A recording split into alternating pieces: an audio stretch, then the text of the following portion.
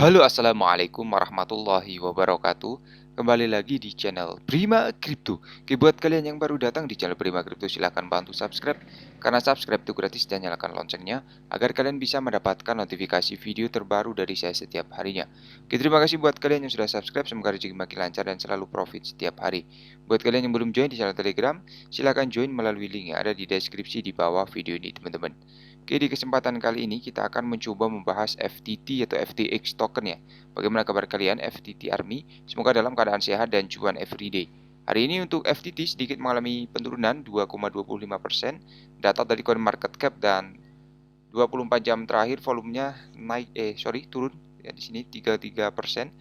Seperti yang kita lihat kejatuhan FTT ini masih sangat membekas ya bagi para holder dari FTT token ya.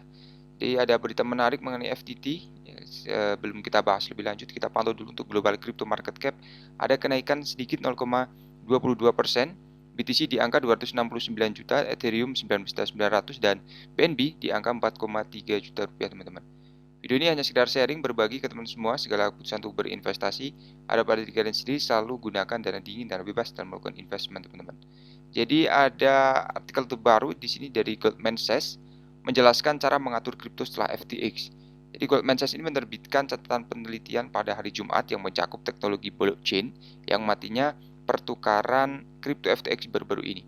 Jadi raksasa perbankan investasi percaya bahwa regulasi diperlukan pada titik kepercayaan dalam elemen terpusat dari industri blockchain, bukan pada blockchain itu sendiri untuk mencegah kejadian serupa dari penipuan yang meluas di masa depan. Jadi menurut laporan perusahaan, keruntuhan FTX ini tidak mewakili kegagalan teknologi blockchain yang berfungsi sebagai dasar untuk perdagangan token di platformnya. Masalahnya menurutnya adalah kurangnya regulasi yang mencakup penjaga gerbang dunia kripto seperti bursa FTX ya. Dan pertukaran diperlukan pada titik kepercayaan di mana uang dipertukarkan dengan janji pengembalian di masa mendatang. Karena komponen waktulah yang menciptakan peluang penipuan, tulis analis Goldman Jeff Curry dan Daniel Sharp, teman-teman. Sementara mantan CEO FTX ini, Bankman-Fried, menyangkal tuduhan tersebut. Banyak tokoh industri kripto mencurigai dia telah memperdagangkan dana pelanggan tanpa izin yang pada akhirnya menyebabkan kebangkrutan perusahaan. Ketua eksekutif MicroStrategy, Michael Saylor, juga menuduh bahwa dia melakukan campuran jahat ya antara sekuritas dan penipuan perbankan.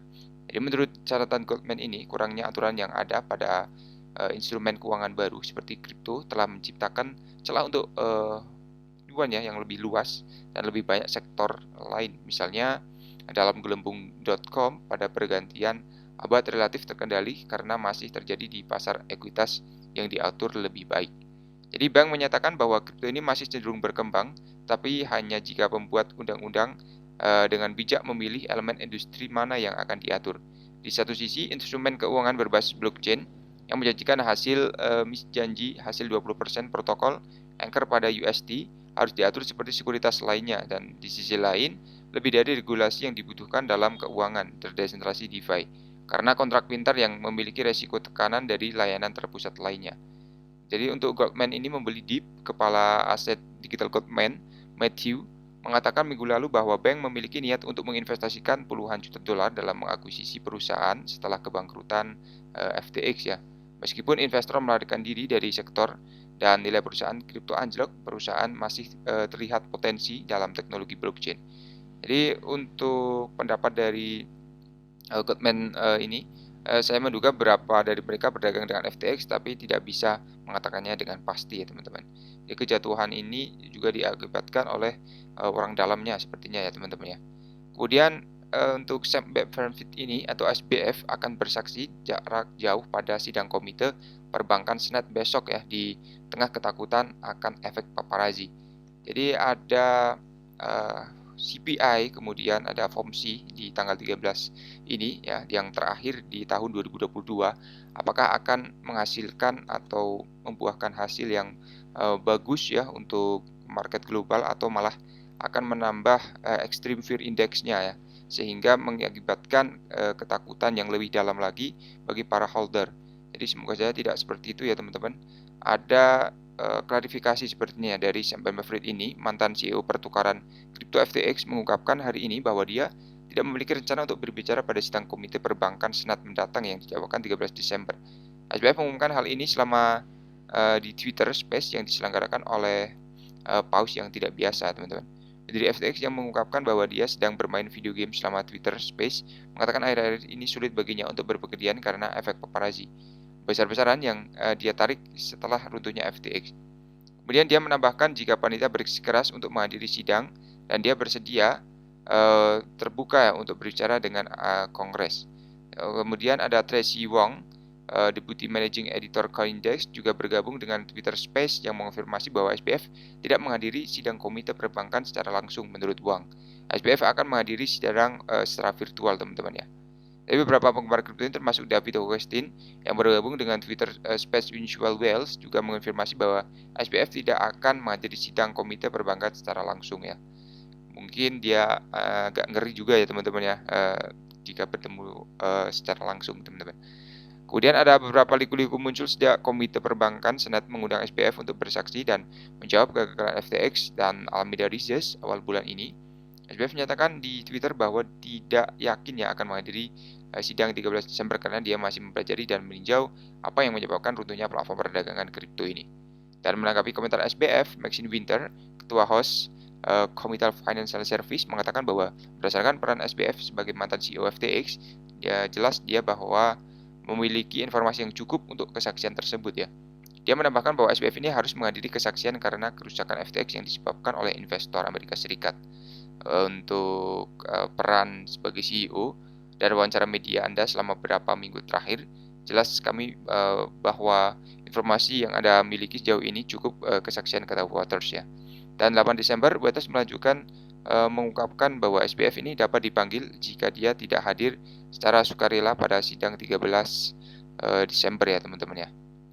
Oke, itu adalah mengenai sidang dari SBF ya. Dan hari ini sepertinya jam berapa kita tunggu saja teman-teman. Kemudian mantan ketua SEC menyebut penanganan FTX ini sangat buruk ya teman-teman ya. Jadi SBF sudah tercoreng ya dari daftar ini ya usaha kripto ya. Jadi memang dia melakukan penipuan tapi tidak mengakuinya, teman-teman. Bahkan untuk Lunsi atau Terra Luna pun disebabkan oleh SBF ini, teman-teman. Kabarnya sih seperti itu. Jadi untuk SBF double ya sekarang ya untuk masalah yang harus dihadapi ya. Jadi mantan ketua SEC Amerika Serikat ini pengacara Amerika Water Clayton III mengutuk bagaimana Sam Bankman-Fried, pendiri bursa FTX yang sekarang bangkrut, menangani perusahaan tersebut. Dan menurut Clayton ada banyak perilaku buruk terkait cara SBF menangani dana nasabah, kemudian perspektif secara umum.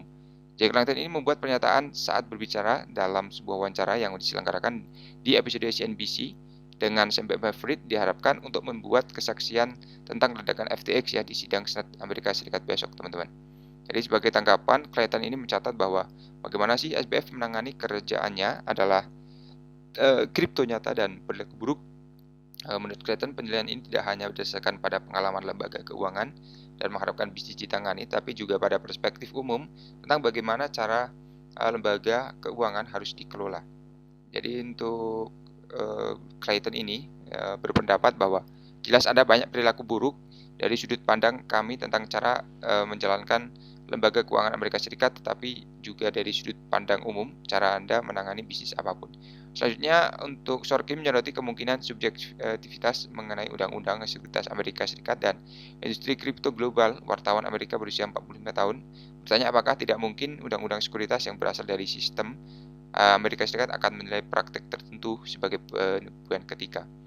Jadi untuk SBF ini bersaksi ya di Capitol Hill besok ya, dan SBF Jumat lalu secara pribadi juga mengonfirmasi bahwa dia akan menghadiri sidang Senat Amerika Serikat ya, dan FTX akan bersaksi tentang keadaan seputar bencana tersebut ya. Semoga saja untuk SBF ini memberikan keterangan yang positif ya teman-teman ya, dan bisa mengembalikan keadaan ya teman-teman ya.